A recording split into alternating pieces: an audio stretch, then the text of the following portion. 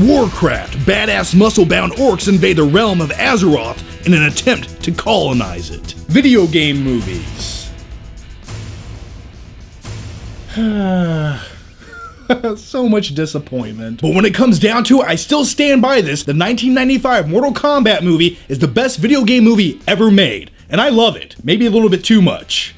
Get over here! And very quickly, before we start talking about orcs covered in baby oil, I wanted to let you guys know that this video is brought to you by the upcoming film, The Duel. The film stars Chris Hemsworth, who investigates a series of murders in a small town. And the film also stars a charismatic Woody Harrelson, who plays a preacher. I'd pay money to see that. However, the routine undercover investigation soon turns personal for the ranger who must solve the case before he loses everything in the mysterious town. So if you guys want to check out the film The Duel, which comes out June 24th, it's on demand and in theaters. So yeah, if you guys want to watch it on demand, you just click a button, you go there, you watch it. You don't even have to leave your house. You can sit at home and eat popcorn. That's my motto. Sit at home and eat popcorn. This movie stars Toby Kebbell as Duratan, the orc with a heart of gold who wants to save his people and stop the evil within. And just very quickly on a side note, doesn't the character of Duratan look just like the hulked out version of The Rock?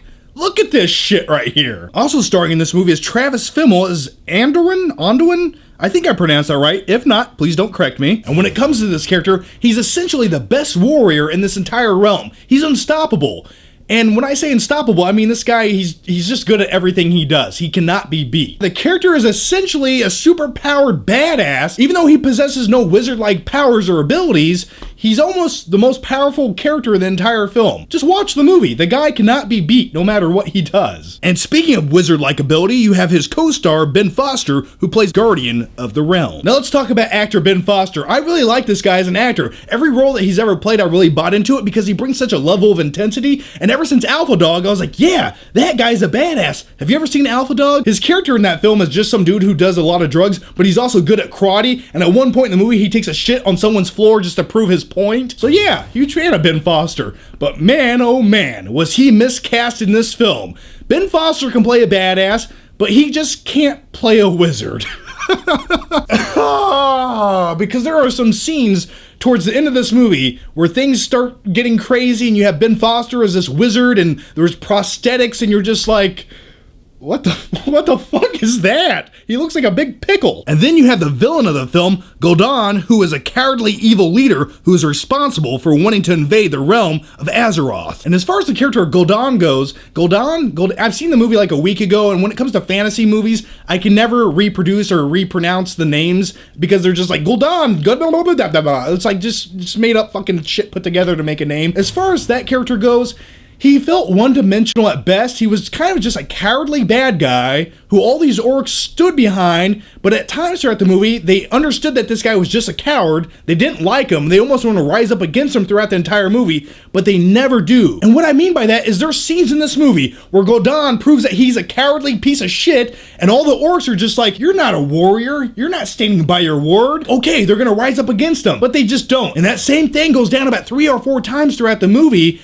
and it gets to the point where it gets repetitive because it's just like, I thought you were gonna go somewhere with this, but you just never do. And speaking of negatives, there are some other side characters in this film that have a lack of character motivation, to say the least, because there's characters where they just change what they're doing for no reason whatsoever and then flip right back, and it's just like, why did you do that? Why did you want to be a bad guy? Now you're a good guy, now you're a bad guy again. They never really explain it, and you're just like, what made you do that? Now let's talk about one of the standout characters, and that's Garona, played by Paula Patton. And as far as the character of Garona goes, she was one of the most enjoyable characters to watch for various reasons, but the movie almost revolves around her character and really builds her up by the end of the film. And just on a quick side note, is it me or does Garona essentially look like Gamora from Guardians of the Galaxy? And both characters end up being the love interest to the human lead actors in the movie. So yeah, very similar. Now the film Warcraft is a very effects CGI driven film, and it has to be, for obvious reasons. It's a fantasy epic film, and I would say 90% of the film looks really visually stunning at times. Some of the orc shots looked very photorealistic at times, and you have the main orc of the film. It's just looking at every little detail. You could see the pores, and you could see the sweat, and you could see the battle scars, and it looked really good. So 90% of this movie looked really good as far as effects go, but the other 10%, well, was a little bit underwhelming to say the least. Now, with all of that said, does that mean that this movie isn't entertaining or fun and has a lot of levity? No, this is actually a really fun movie, and it almost goes for a B-rate vibe, and I don't mean that in a negative sense.